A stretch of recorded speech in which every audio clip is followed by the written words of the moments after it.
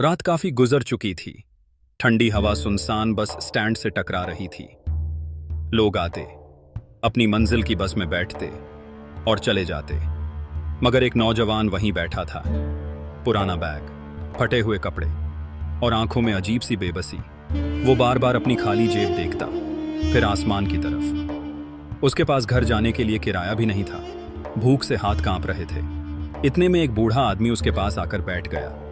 सफेद दाढ़ी, सुकून भरा चेहरा और हाथ में तस्बीह। उसने धीरे से पूछा, बेटा, परेशान क्यों हो? लड़के की आंखों से आंसू निकल गए। बाबा, 3 दिन से काम नहीं मिला और अब घर जाने के पैसे भी खत्म हो गए। बूढ़े आदमी ने खामोशी से अपनी जेब से कुछ नोट निकाले और उसके हाथ पर रख दिए। लड़का रोने लगा। मैं ये वापस कैसे दूंगा? बूढ़ा आदमी मुस्कुराया और कहने लगा, अल्लाह को वापस दे देना जब कभी किसी मजबूर को देखो।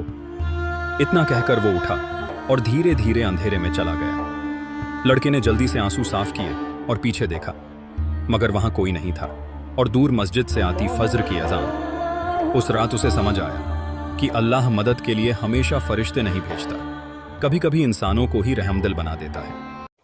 अगर ये वीडियो आपको पसंद आई हो तो उसे लाइक और शेयर ज़रूर करें ताकि ये पैगाम मज़ीद लोगों तक पहुंच सके। अल्लाह आप सबको अपनी हिफाजत में रखे।